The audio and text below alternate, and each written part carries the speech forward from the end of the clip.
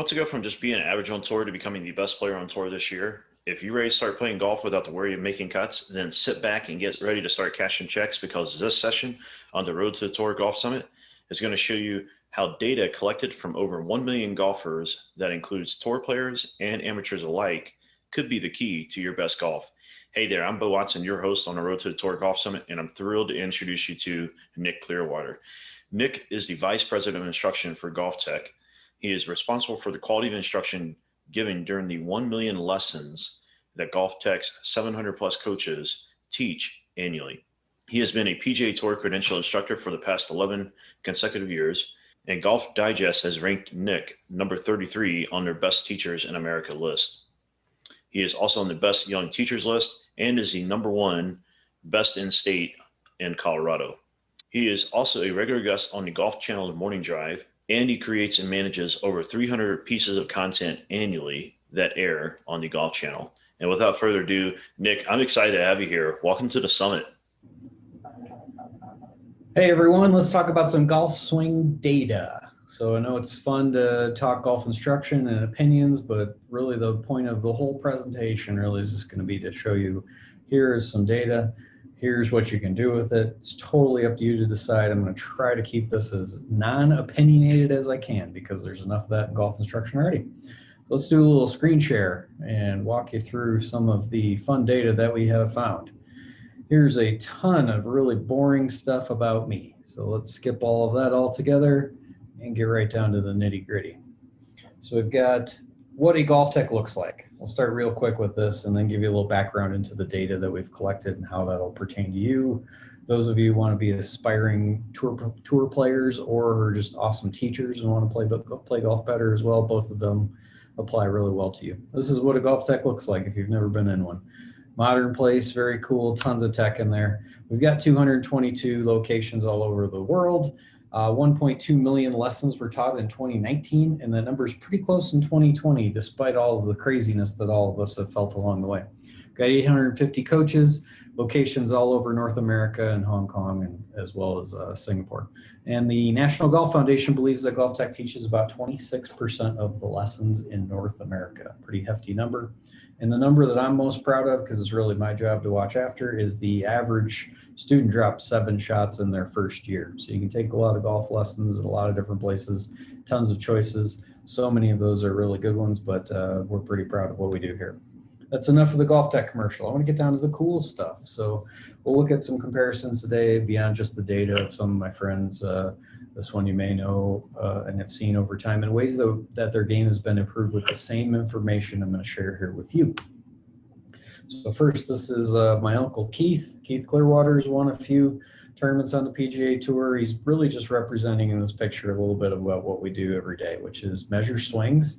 In these images, he's got his hip bend, shoulder tilt out on display, measured in degrees, and some lines annotated on top of some video. It's a good place to start. Couple that with some launch monitor data, and you have yourself a nice recipe for getting better at golf, which I would recommend to all of you who are aspiring tour players that without the tech about where the ball went, how you moved when you hit it, some combination of the two at minimum, you're really stuck.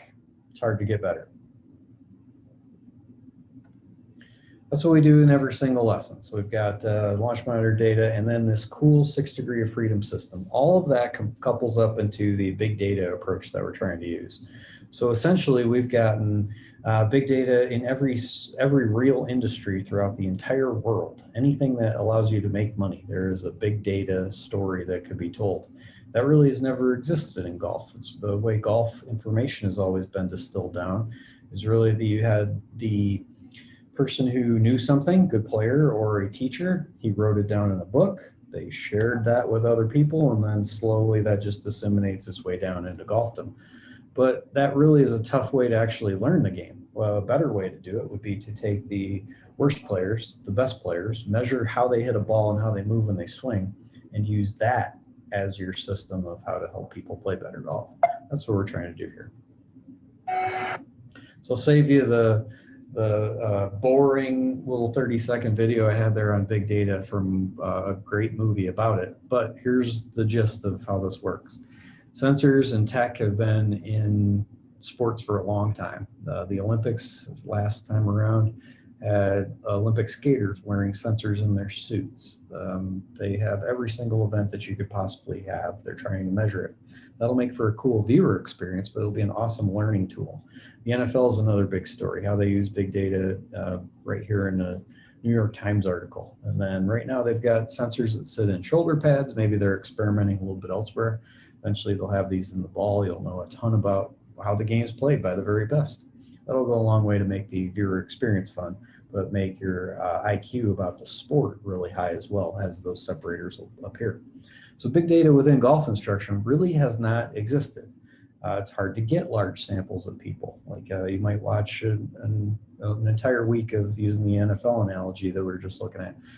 Every single team, there are 32 teams that play. You've got data on every one of those players that plays every week. It doesn't take too long before you've got a large data set. In golf, that doesn't exist. Mainly, it's one-off teachers that have to supply their own study of data. But at GolfTek, because we've got so many lesson takers and so many people walk through our doors, unique individual people, we're able to compile a really big data set that gives us an objective measure of how people play. So this is what we're going to cover right now.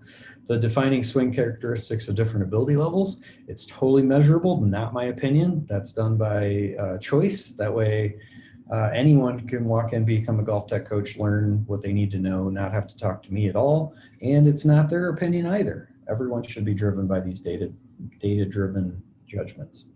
And then this can provide some justification for your system of trying to play golf or trying to teach golf, if that's what you want to do, both positive and negative. And we really coined that, just to give it a name, the Swing True Motion Study. So enough of that commercial. Let's get into what it is that we're measuring so that this all makes sense. So this was designed by a golf biomechanist. He's known in the golf space as the 3D guy. So we have a very professional system here. We'll talk about what's being measured very quickly, but know that the system is fast enough to capture anyone's swing.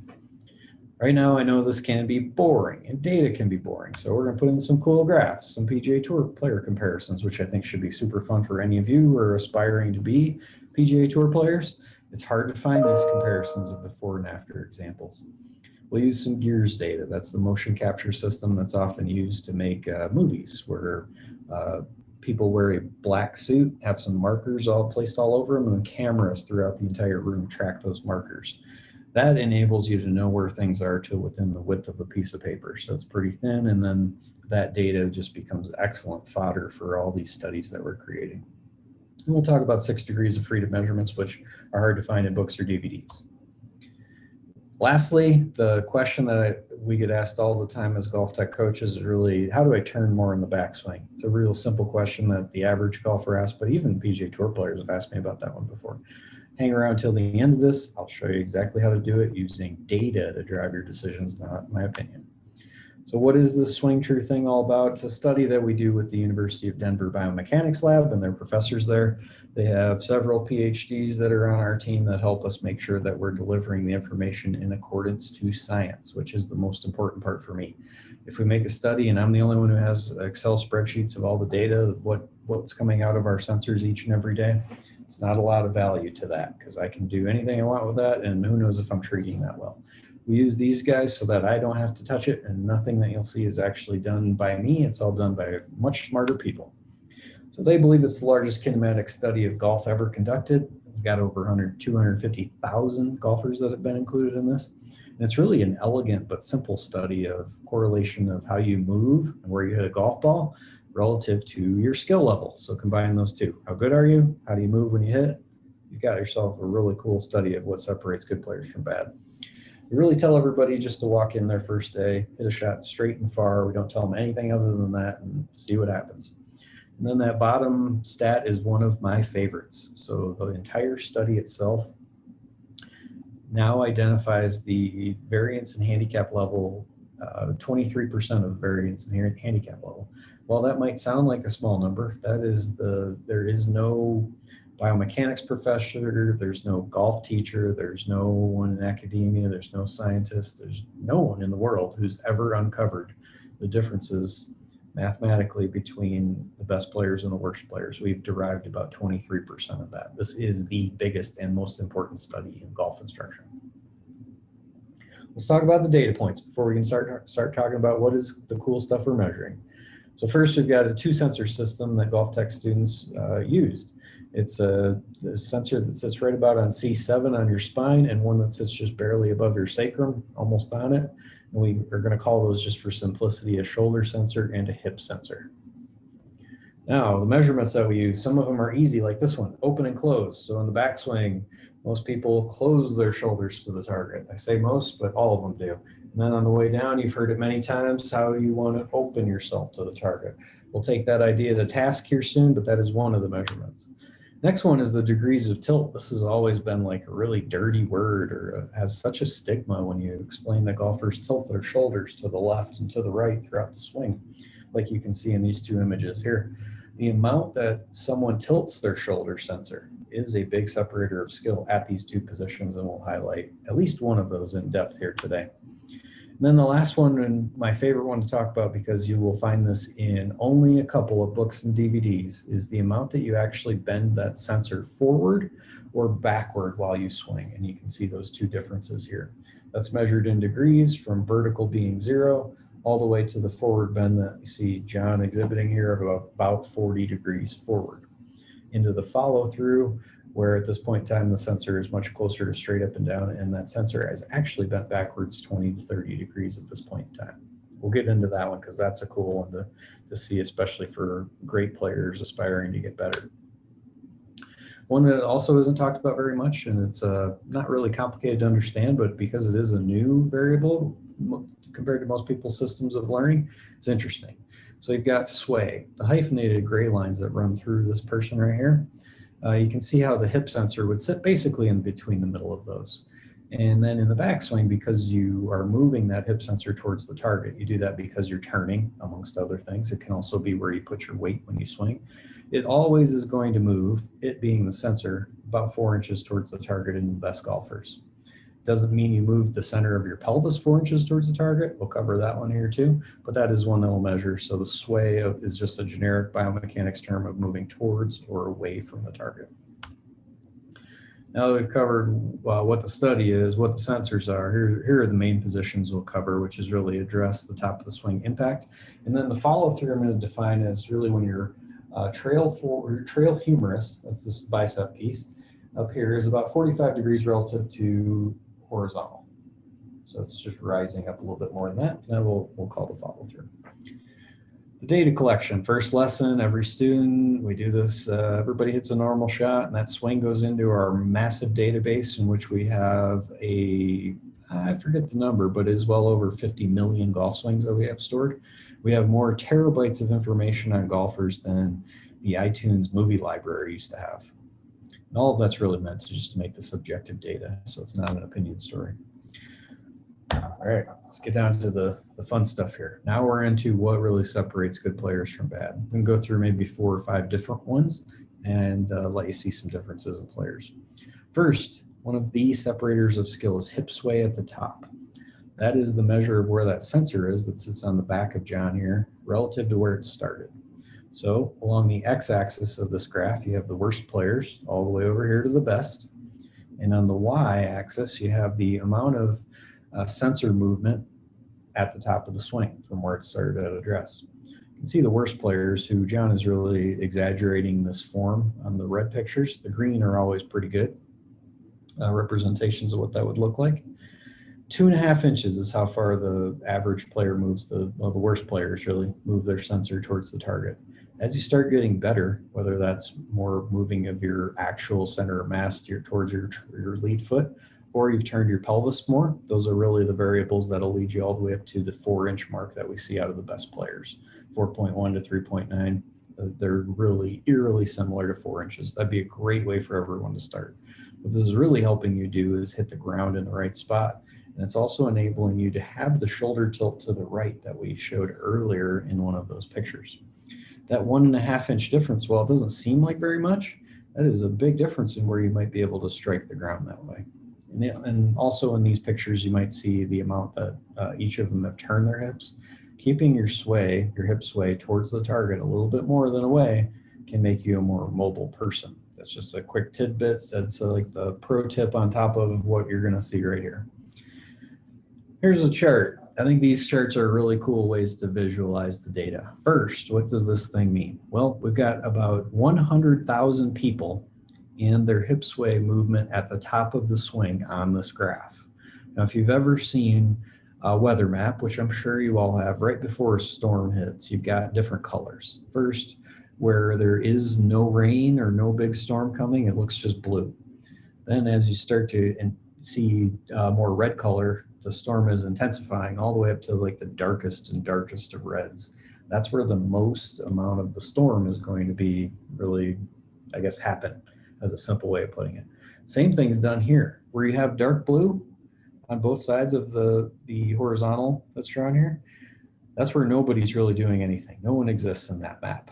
But where you see the darkest of red and you see a nice little trend in here, that is where people are positioning their hip sway at the top of the swing. So let's get into what this means to you, especially for good players. First, handicap is on the x-axis. That's the bottom one here. Best players over here, represented by John in the green, and bad John over here in the red, the 30 handicaps and plus. You see a trend from the worst to the best. There's a definitive line in here, and it goes down. Next, though, you might notice that the best players have a pretty dark red area where most of them play golf at. That's where you see the most of our 100,000 samples. Over here, you have some red, but it's pretty light. It's almost orange, and it certainly is not nearly as distinctive a pattern. This is the chaos that most average golfers have. There really isn't as tight of a pattern. There's something in there. But when you start measuring the best players, we'll start right here in the 0 of the x-axis, which is right on the far left-hand side. On the y-axis itself, you'll see that the dark red area is close to a 4-inch sensor movement toward the target as they swing. And then if they were going to err, good players that is, error one way or the other, it isn't by moving further away from the target. That would get you closer to that 0 inches. Instead, that 4 inches towards, if anything, the best players might average closer to 6 inches towards. They don't tend to go the other way. It's almost uniform across the board. There's a certain skill in there of hitting the ground in the right spot, but it also leads to these pictures. So if you just wanted to watch this by yourself, you don't have the systematic measurements that we do, that's fine. You can still get a lot of good work done just like this. Draw a line on your on your trail hip and a circle around your head. Make it at the top of the swing. Pause one more time for you and take a look at these images. The highest handicaps are dictated by this. The right hip is moved the most through that line you would have drawn at address. Head is moved the furthest away from the target as well. You're just setting yourself up at this point in time to have the least powerful swing, honestly, but also setting up the low point of the swing too close to the opposite side of the golf ball you actually want to strike. Move across the spectrum a little bit and trending anywhere towards this gentleman in the light green or this one in the dark blue. That's really where our data tells us that you have the best chance of playing the best golf. Now, there are different ways to do this. I'm the first one to admit that there are millions of ways to play golf. That doesn't mean that they're all equal. One very popular way is to start your backswing with the club moving about this far, so not very far, a couple feet, and move yourself away from the target while you do that. Some PGA Tour players do that. By the time that club is moved that small distance, a couple feet, it is time for those players to start swaying towards the target in order to align themselves closer to that data point that we measured of 4 inches of that sensor sway towards the target. There aren't players that move themselves away from the target all the way up to the top and hit good shots. It just doesn't exist that way. That's such a hard way to play, and it makes it more challenging to swing fast that way. So know that it's okay to move off the ball or away from the target, but at the top, if you're struggling at all with hitting the ground in the right spot, this is really your first place to start. Make sure that you've positioned your sways close enough to the target. I wouldn't do more than the gentleman that's on the right, keeping your right hip pretty much on that line that was drawn and keep your head somewhat close to where it started. That's a really good system to play good golf and not really have a lot of problems with that. This happens even at like the best of best players. Here's my friend Mike, plays on the PGA Tour. He was struggling with hitting irons off the ground. Some of them, like the longer clubs in particular, is having a hard time not hitting behind those. So let's look at a little comparison of what we did together and some ways to practice that. So first, when we put these two comparisons up here together, notice at the top of the swing how the image on the left, the more blurry one, is with an older camera. How much further he's moved off the ball, away from the target relative to the one on the right. That's a big start. He's just meeting those hip sway requirements we talked about. Now on the way down, when the shaft's almost parallel to the ground or somewhere near this, you can notice on the left picture how much more his head is moved away from the target over here relative to the one on the right. And his right hip, how much closer that is to that line where it started at. He's moved pretty significantly to his right.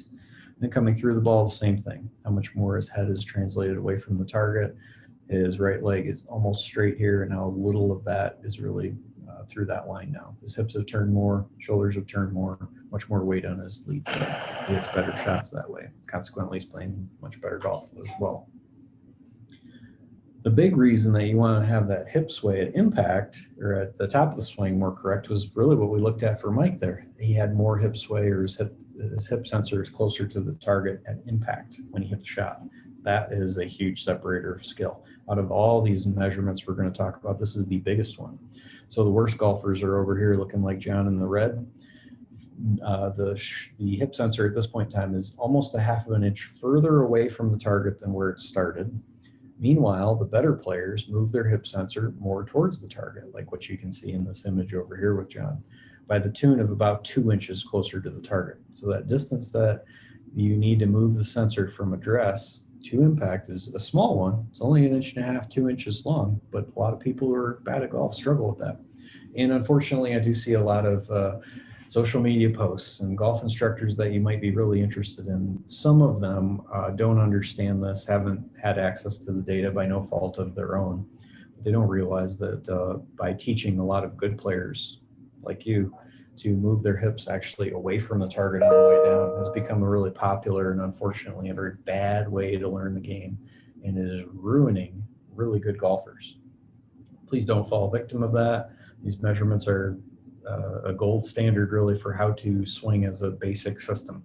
People can violate these rules all they want, but if your coach is trying to teach everyone that they see to make sure they don't move their tailbone towards the target on the way down in a swing. So from the top down, you might be in the wrong place. It's important to check out these data points. Here's another cool graphic. It's the same thing of just that heat map where you see the orange and red. That's where people are actually moving.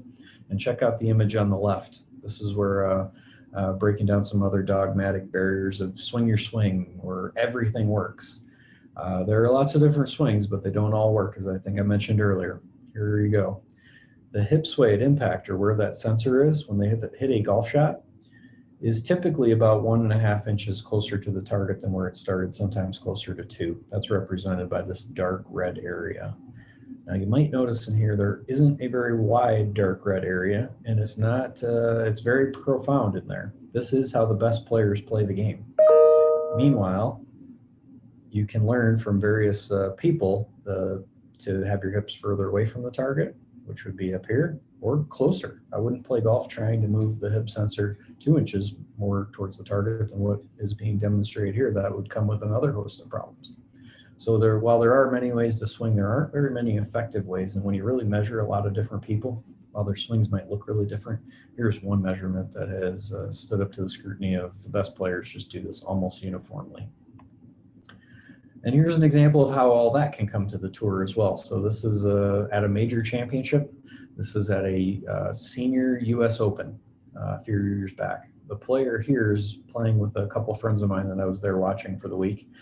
And he's not my student. This is Chuck Cook's student down in Austin, Texas. Chuck is a great guy by all accounts, and his student here has worked with him forever. What he did do pretty poorly in this practice round, though, he did ask me a few questions about. So first, these were pretty typical of his shots. I had a TrackMan out there to guide it, guide the experience and show a few of these guys how they played on the course relative to what they did on the driving range or when they practiced.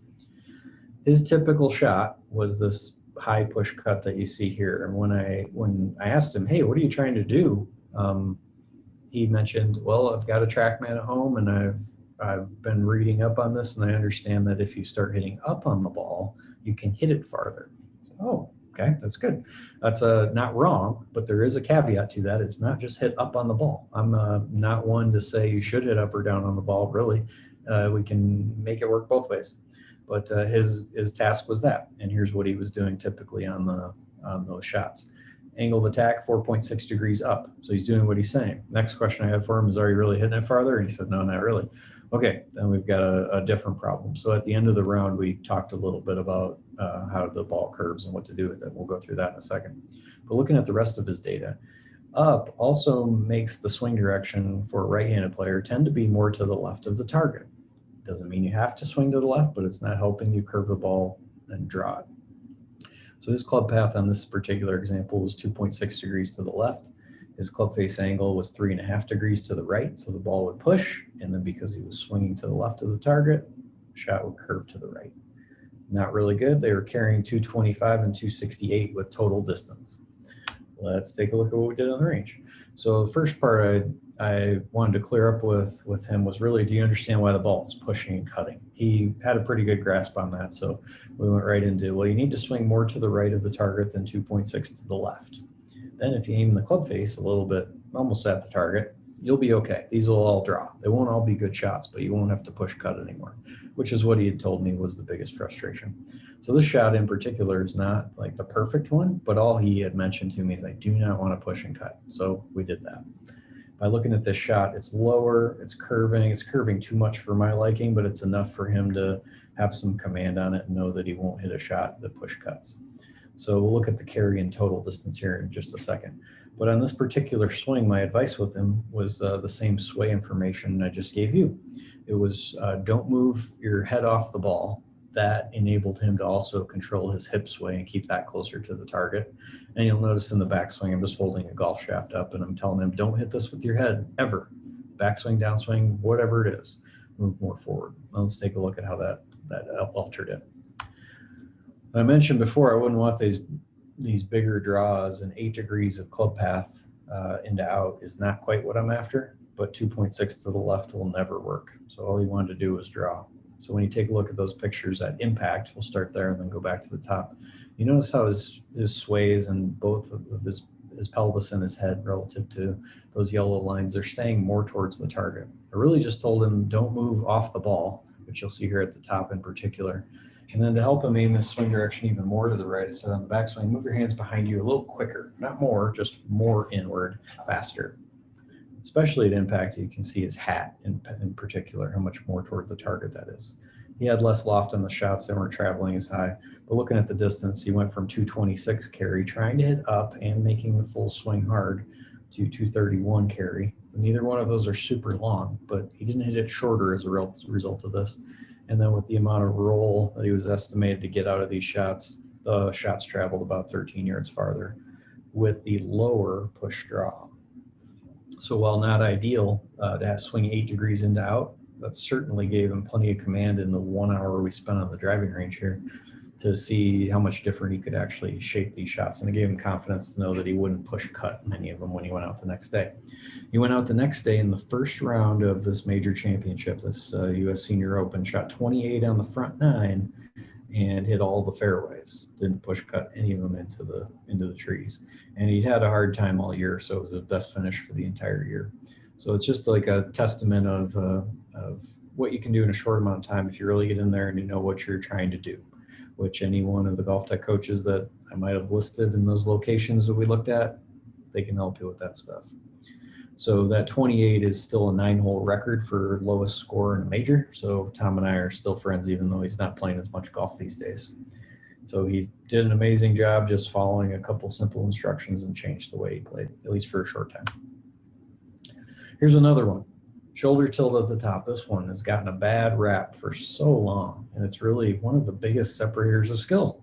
So the swing on the right looks like a PGA Tour player, but often the idea that you want to have your trail shoulder higher than your lead shoulder gets dismissed in a lot of education that you can find in books, DVDs, and online. A lot of people are actually trying to play golf with their shoulders level to the ground, but here's what the data says about that. The worst players, represented excessively by my friend in the red here, average about 29 degrees, 29.6 degrees of shoulder tilt. And then as you get better, it's just a uniform straight line correlation to skill all the way up to the best players at 36 degrees. And then we've measured many tour players that actually do that more. I'll skip you the chart there. Let's get into this one. These are some of the game's best players of all time. On the right, you have Al Geiberger. Al's a friend of mine. I've shown him this picture, and he said he had no idea that's what he did when he swung, but no one ever told him otherwise. Then you've got Claude Harmon over here. This is Butch Harmon's dad, and you can see the same sort of thing. Not turning level to the ground, changing the flex in his lead knee, changing the flex in his trail knee. That's what enables you to tilt your pelvis, which then enables it to make it easier for you to tilt your shoulders. So while these two players look radically different, there's a certain point to be made in here, and it's really that while they look very different with how they move their arms, like you've got Al's got his left arm higher than Claude does. He has his left wrist less flexed. It's not quite extended, but it's pretty flat. His club face itself, even though you can't see Claude's, is more open than Claude's. He has his right elbow further from his rib cage. Those are different than with one another. But when you start looking at the degree of shoulder tilt, they're not all that much different. Same thing with the pelvis. Those are the similarities that I wish were pointed out in TV coverage instead of hearing about all the things that are different, because these are the nuts and bolts of really starting to play well. So the average PGA Tour player represented on this side of the graph, just to make it easy and to go fast through this one. These are the good players. Darkest red is where you'd want to be. That's where the most are. They're somewhere between 30 and 36 degrees. But you might notice that if anything, there are some little blips up here of darker red that happen at 40 and even close to 50 degrees to the left, which would be more similar to what you're seeing out of Big Al Geiberger right there, and one of the best hitters ever. So don't be afraid of tilting your shoulders towards the ground in the backswing. That is a big separator of skill. How much is important, but wanted to start with what separates good and bad. Dustin Johnson with his driver, I've measured him almost at 50 degrees of leftward tilt when he's hitting a 5-iron. So it's not surprising to see the angle and you see the inclination to the ground that he's maintained here, or he might have even lowered himself to the ground by the top of the swing relative to where he started. That's a big part of hitting a ball very far. That leftward tilt that Dustin's exemplifying here has to ultimately change to a rightward tilt when he hits the ball. And moving your shoulders from the left to the right helps you move the butt end of the club faster and helps the butt end of the club actually ascend quicker, which is a big piece of hitting your driver far. So these are just typical things that players do. I know he's made a lot of people have discussed the uniqueness of how he bends his arms and bends his wrist. That's the little bit of icing on the cake of what's different, and that's worthy of discussion as well. But the simple part of tilting your shoulders towards the ground is one that's neglected far too soon in someone's golf instruction. Then my favorite one. This is the one that you're only going to find in a couple of books or DVDs, even still, and it's been something that's been around for a long time. That's the amount that you can bend your shoulders forward or backward. So looking at the worst player over here, John in red, I was almost looking down at the ground this far into his follow through. The shoulder bend's only backward about 3 degrees. The sensor is basically vertical in the worst players, all the way back to the best golfers. And while it may be hard to see from just those views as the sensors are turned, that's backwards about 30 degrees in your best players. And you watch PGA Tour players play, you guys play, you filmed your swing, looks more like this than it does over here. That advice in the old adage of keep your head down when you play is maybe the worst advice in golf, and this is just a study to tell you that. So if you're following me so far, I'd suggest that if you're struggling with the game or you try to teach other people how to play and they've never played before, positioning where their hips are at the top of the swing at impact are super critical. Teach them a little bit about how to aim their lead shoulder towards the ground in the backswing. And then this part coming through the ball, the backward bending that you're seeing in these images begins before you're right about when your left arm is parallel to the ground. That's when you start to bend yourself backwards through the shot. It's a really good way to learn the game in a very simple amount of time. So while data may be complicated, confusing, and seem very daunting when you're looking at just these little bits of information, when you can put them all together into a simple system about how to play, the game gets a lot easier because you had all that data. So let's skip this one. Let's get right into the real conundrum here. Another video that I'm going to save you from about big data. It's so boring, but it tells a great story. We do have a philosophical problem within golf instruction and even playing golf. You can walk up and down the range at a PGA Tour range. I've done this, I promise, and ask them what are they working on, and you'll hear a slew of answers, but yet the shots are all going in different directions. Everyone has a different idea about what to do. Most of it's driven by opinion and it's experience over time, and that's super valuable. I lean on that myself for a ton of golf lessons. but the data really needs to be a part of what we do so that we know we're making accurate and good judgments. So let's look at this as a conundrum. Here's a shot of me in the Golf Channel. Your hips should be very level and your lower back should be very straight. Okay. The bending backward that you saw in that picture is really just from the top of your back upward. Looking like Johnny Miller, looking like the champion at Oakmont back in The idea. 1973. There's a reason it worked out so well for him. I love it. So as Damon Hack saying, boy, that looks just like Johnny Miller. And all I'm doing is really regurgitating a very simple version of what I just explained to you about the shoulder bend moving backwards in the follow through. This is the same day Johnny Miller had a special with my friend Michael Breed on TV. And let's see what Johnny had to say about his own swing. Amateurs do add loft is they get in here, and I guess inherently you think to create power, how do I create power? And what they get about right here, and they drive this belly, I call it belly popper. They drive the belly like this, and of course you hit behind it, you can cut across it, you top it, and you'll see on tour players like Natalie Gulbis, Paula Creamer, Dustin Johnson, they'll actually bow down to the shot. Trevino, myself, you'll see some guys bowing down to the shot, but you will not see pros popping this out. So one thing about impact, you want to get good impact strike, keep your belly down right here, level, either level or even bow down a little bit to it. And a lot of the great ball strikers in history have bowed down just a little bit. So you might see a conundrum in there. First is Johnny Miller is one of the best golfers ever. No one can doubt his career or his ability to play the game. At one point in time, he might have been the best ball striker ever to play golf. What I would really challenge in here is the difference between playing golf and teaching golf, or playing golf and researching kinematics, which is what I'm describing here, how people move when they swing. Those are not synonymous. So Johnny, by all accounts from some of my friends who know him, say he's an amazing person, and I think the world of this guy's golf career. But to teach golf and give good advice, it's really, you're rolling the dice, and it's a crapshoot on whether or not you're going to get something good from former players, because they haven't had the chance to study it or teach the game or really just live it quite the same way. So what I'm demonstrating here with this horrible cutout of me on the left is what is exemplified by our data, which is in the follow through about this point in time. We bent backwards about 30 degrees. Johnny would be representing someone who's bent forward more than what would be on our chart even, and live in this blue range where absolutely no one actually plays golf, good or bad. That's too far forward. You might notice one of the problems here too. I'm able to keep both of my arms relatively straight and get my right humerus, even in this picture without very much effort at all, up into the air.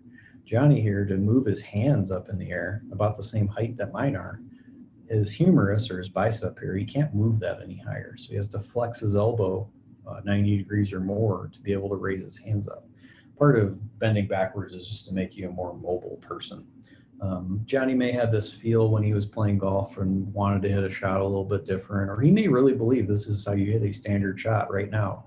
But I would take that to task, as though no one really in professional golf is actually hitting this way. I've yet to measure anyone whose swing exemplified the advice you just heard. Same story though.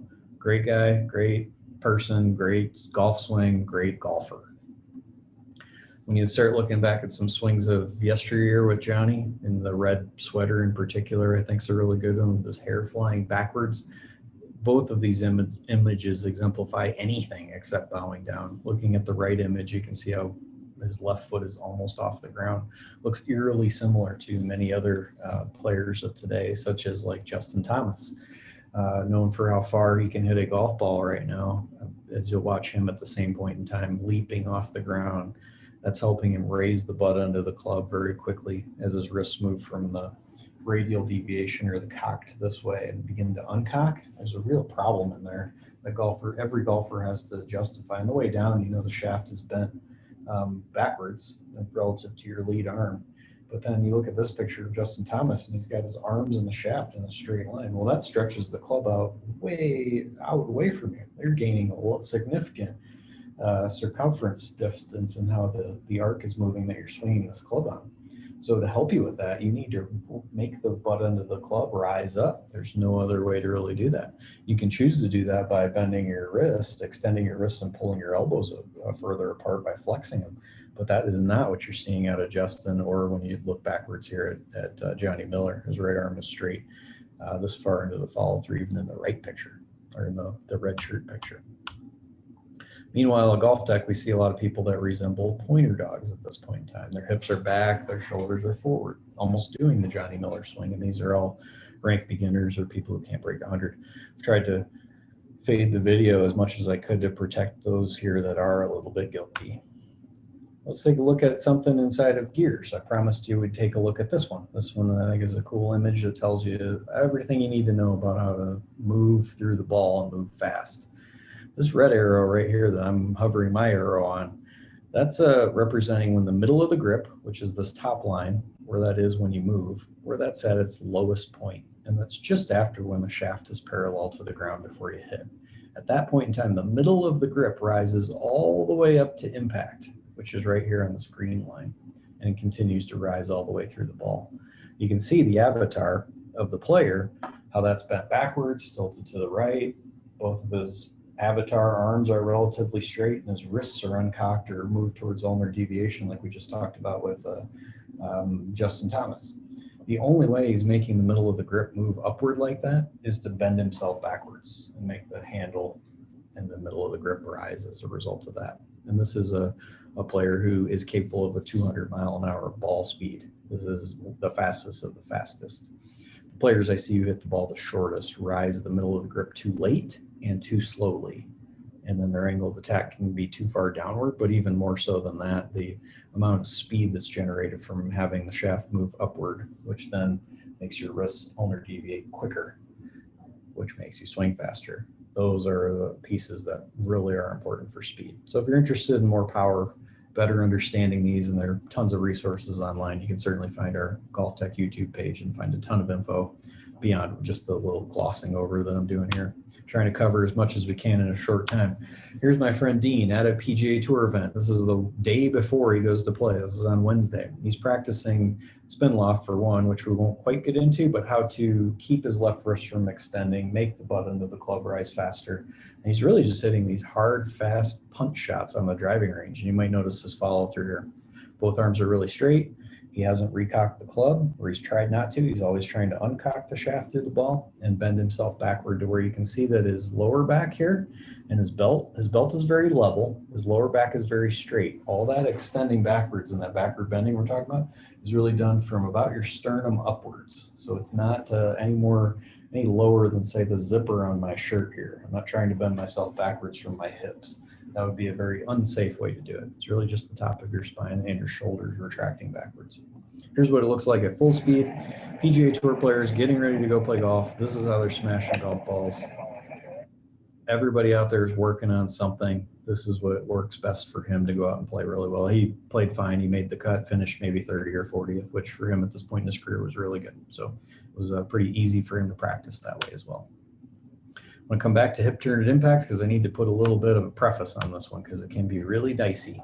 You, like every other really good PGA Tour caliber or wanting to play at the highest level type of golfer, on the downswing, you need to have the shaft at this point in time at least in line with your hands. And you see in all these images that I've made here when the shaft's close to parallel to the ground, slightly to the left of their hands. That is critical for you to have a swing direction that's really straight. This is where the average student that walks in the Golf Tech for lessons or who just needs lessons, they tend to have the sweet spot of the club on the wrong side. So let's get into how this would help you. The hip turn through the ball is a huge separator of skill. It's not the biggest one, and it's far from the biggest one, quite honestly, but it's really important for people who know how to draw or who are good players already. You take a look at this spectrum from red to gold on the right-hand side. You have straightest to biggest push cuts and biggest overdraws on the far right. So here's what I'm watching for that part. Notice how his hands have appeared below his shoulder pretty significantly and the shaft's almost vertical. As you go across the page, you'll see the shaft is more horizontal and the hand path is beginning to exit closer to the shoulder, on the shoulder and slightly above the shoulder. You can see some of his right wrist in there. Those are all indicative of the swing direction moving too far to the right relative to just straight. Doesn't mean that you'll play horrible golf that way, but it would be pretty tough to hit your driver straight and far. That's where PGA Tour players need this graphic, which is really the hip turn at impact. So the worst players, as you probably know, aren't turned very much or moved very much. John is obviously showing all those offending parts at once. Meanwhile, the better players are turned more degrees, 30 to 40 degrees at the most. There tend not to be too many people who turn more than 40 though. Another Instagram story for you, or coaches that you might find online talking about how you need to get open when you hit. You do, but there's a point of diminishing returns. If there wasn't, this would be red all the way up here to the 40 or 50 degree range, and it's not, because it is more challenging to get your swing direction straightened out this way. So big story in all of this is hip turn is fine, but know that there's a time and a place for that, and it's not with every single player. But if you do overdraw, this would be a great place to spend your time. This, though, as I mentioned before, is really what Golf Tech students really walk in with. And this picture is a real one. This is the downswing, shaft parallel to the ground, the club head's on the wrong side of the ball already. Those are the ones that lead to the shanks and the biggest pull cuts or pull draws as well. You want to look more like Ricky Fowler, which I'm guessing if you're watching this, you probably do. That is step one, to align the shaft in a more usable spot like it is right here when it's parallel to the ground on the way down. Always to the left of your hands, but not very much, as Ricky's demonstrating here. So we got tons of data on how amateurs hit a golf ball. I don't think this always pertains to you. I really want to try to get into the club fitting pieces, but first, before we do that, let's talk a little bit about how you can use some images from the PGA Tour and some study on that of basics. So I will tell you my opinion on this one. If you came to me for a lesson and you asked, or you just hit a few shots, the first thing I usually watch for is just where do people aim the club face at address. The second part is I'm going to watch how you hold on to it, because that'll tell me a lot about how you need to bend your wrists in particular ways and what will work for you and what's just got no shot. The next one I would watch is really your hand path from the side view camera that we're looking at here. Specifically, these images are for the downswing, and I'll show you what I'd look at so that you have an idea of where to start. The first one would be, here's the grip and the shaft, and I made this line orange just to make it a little bit easier to see. This is during the downswing. When your lead arm's parallel to the ground, you notice how it's pointed inward relative to your stance line, and the grip end of the club is through about the middle of your bicep. Same thing for Kevin Kisner, same thing for Zach Johnson, same thing for Justin Rose, although he's trying to hit little cuts and he's got it still below his shoulder, probably closer to the top of his bicep, bottom of his shoulder. That's as high as anyone on the way down should ever have the shaft. He's trying to curve the ball to the right. He's struggling, but he's trying to do that in this image. Meanwhile, at Golf Tech, this is what we see all the time. Shafts that go through the base of your neck, through your ear on some of these images. It's just too high. So that's step one. Now here's how you could look at some other tour players. The backswing right here, here's when the lead arm's parallel to the ground. The grip goes through the middle of your trail bicep. And on the way down, it's basically mirroring it for this player. Here's another one on the backswing through the middle, bottom of the bicep. And then if anything, he might be trending towards the middle or bottom again on the way down. So a little bit lower than what I just defined. And then I mentioned Justin Rose on these images. Here's his backswing. The shaft's still below his shoulder. His hand path and the shaft right here still go through the top of his bicep. And on the way down, it's just below his shoulder. It should never be higher than that. And by higher, I mean shaft passing through over the top of your shoulder, base of your neck. Worst players have the shaft at this point in time going through their trail ear. That's big trouble. You don't have that problem, but it's still interesting if you want to have something new to measure that maybe you haven't looked at before. Check that part out. That's a good one. I'll skip by this shoulder tilted impact piece to probably give you a summary of what all this means. So the best players are moving themselves around the most. They're turning the most, they're tilting the most, they're bending backward the most. If you notice any of those measurements I showed you, none of them do this the least. They're actually do it the most. What's this mean to you? If you're trying to actually restrict things, a motion that comes to mind really quickly might be on the backswing. Take Jason Day here. This is a good video to just talk form. When the shaft's parallel to the ground, his right knee has changed some flex, but he's really trying to keep his trail knee from bending very much. You can see this arrow I've drawn on him. All of those things that I showed you about how to move require you to move yourself a lot. when you do things that, especially from the ground, working your way up your ankles, your knees, your hips, like you can see here when his left arm's parallel to the ground, his knee flex hasn't changed since the shaft was parallel. The less you move there, the harder it is for you to move all the way up the chain of your body, even up to your cervical spine, your neck. From here, his right knee is flexed even more than it did on the way back. And it's harder for him to turn himself, which in his case may be a big contributor to the back pain that he feels when he plays golf. It doesn't have to be, but it certainly isn't helping. If he'd straighten his right leg a touch more, flex his lead knee maybe a touch more, you could take a little bit of strain off your lumbar spine there. That's really what a lot of these images are really meant to captivate. And I've been seeing this for a long time. The question that I posed in the beginning of how do you turn more in the backswing is one that's common. I just really answered it with how do you do it, but here's the other piece of the puzzle, and it's also that thoracic and cervical extension of your spine. You want to bend backward as you make a swing. You've got two great athletes here, Jerome Bettis and Muhammad Ali, and Chris Berman on the right. None of them have very long swings. That is the top of Chris Berman's swing on the right there. The challenge in that is that he can't move the butt end of the club up very high, so he doesn't hit the ball very far or very well. Meanwhile, you watch the PGA Tour and you see nothing but this, where the shoulders are almost vertical relative to the hips, all the way from this. This is a swing of Jordan Spieth when he was still in the top 20 in the world. So know that, this is really how people play. Even Jason Day has the alignments right, but the amount of strain he's putting on himself to be able to limit all of the movements that work from his ankle up to his hip are making golf harder, not easier. Michelle Wie's game really deteriorated, as it's been long documented. You don't need a story from me on that one. The swing on the right was her in 2004 playing with the men, driving it as far as they did. And she was an animal out there hitting it hard to where her career ultimately ended on the left picture, with both of her knees really the same flex they were at address, her head moving more towards her right foot. You can see the limitation of the shoulder turn relative to the other swing. That is the swing I would try to do that if I didn't want to turn very much. The turning is really just a safety mechanism as much as it is a way for you to ultimately build up some power. You might notice that she can't raise her arm up nearly as high in the left picture as the right, so she's left to make the swing longer by adding a lot of radial deviation or cocking your wrists, as a generic term to say that. This is a harder way to play golf. She was well on her way to destroying the golf world on the right-hand side. Meanwhile, Dustin Johnson turns his shoulders 120 degrees, and this is a good image just to kind of look at how he moves his back around. So his pelvis, if anything, is angled forward just slightly, not a lot. And you start to see the extending isn't happening really at his hips or shoulders until right about here. And then now looking at this image, you can see how his back might be a little bit more curved, extended in that image. I'm using an image. I've measured his swing in 3D. I know what that says too, and it's pretty similar to this picture.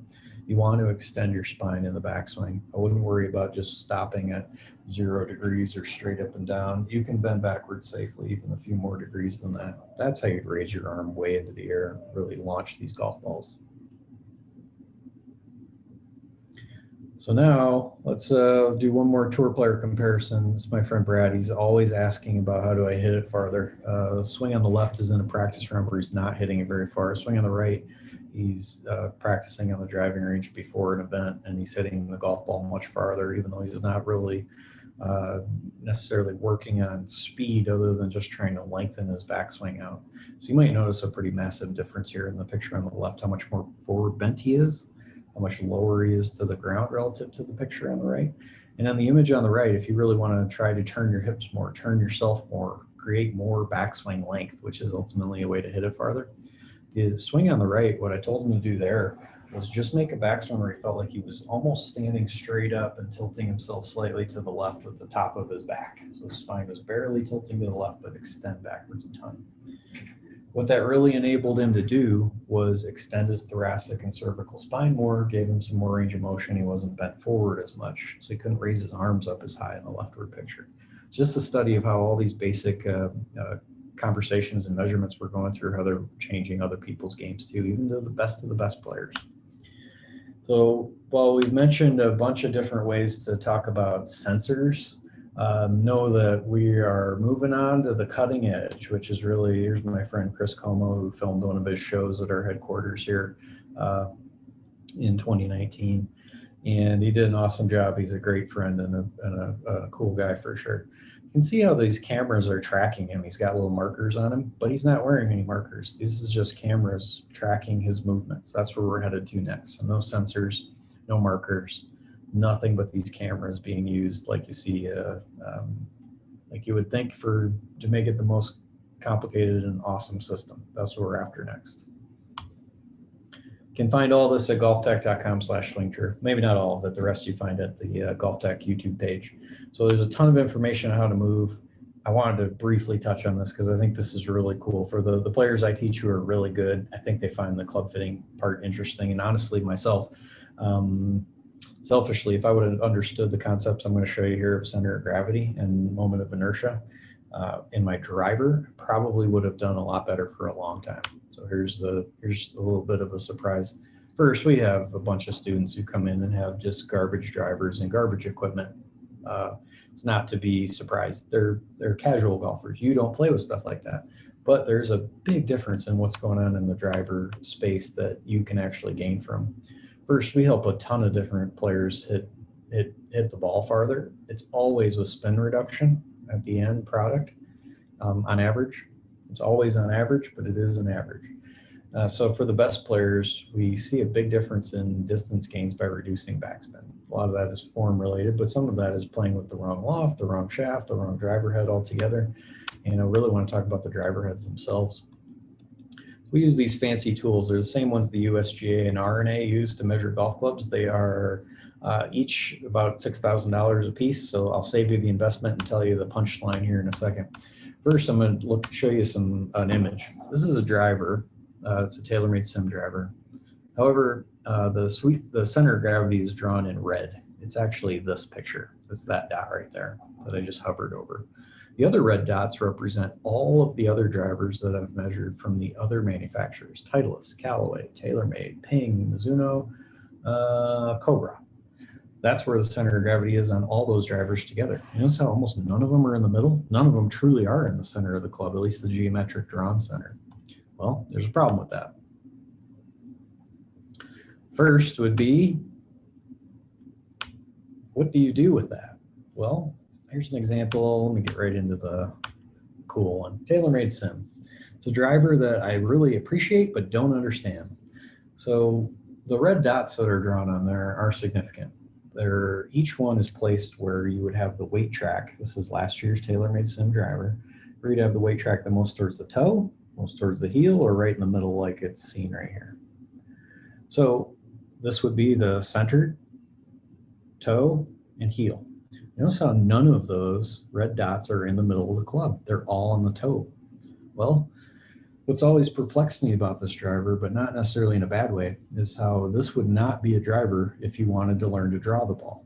The simple answer is that if I hit a shot right in the middle of the club, all of them have the same effect, essentially, as hitting the heel slightly. So you tend to get some gear effect that makes the shots more fade bias with this driver. This is the most fade bias driver that there is. For you to get a toe strike on this club, using just this bottom red dot as an example, you'd have to hit the ball this far off center, about where my arrow is at there, to really start getting any kind of gearing that would cause you to draw the ball. For your average guy, this is not necessarily the best driver for you whatsoever.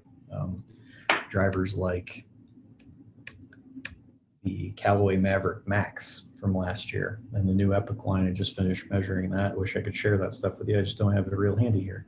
This is where the center of gravity is when you move the weight all the way towards the heel. So it's the most draw bias. They're draw bias now because a centered strike actually acts like a slight toe hit would have in our sim example. So those center of gravity are not in the middle. They're nowhere near each other. And if you went out there and hit a bunch of shots that were exactly the same right in the middle of the face, you would get radically different. I'm talking like 20 or 30 yards of dispersion at 100 miles an hour of club head speed, just because the driver head was different. And this is an important thing to know. So if you do want to learn some more about this, you've got the only place I think you'll be able to find this is at the YouTube page for GolfTech. So if you're interested in moment of inertia, which is the forgiveness of the club, where the center of gravity is on all the latest drivers, I'm going to keep posting that stuff there. But that was really meant to be just a little snapshot about the best I could really do on club fitting pieces for you. So I tried to touch a lot of different things. What separates good players from bad players, how good players hit a ball, something you might be able to look for in your own camera when you're recording your own swing, because you are some of the best players and aspiring tour players at that. And then touch it even briefly on how important your equipment is. I find the driver is the most important. The fairway woods and hybrids have a lot of dirty stories to them as well, but your driver would be one you want to check out. So if you want to follow some more information from me, you can certainly do that.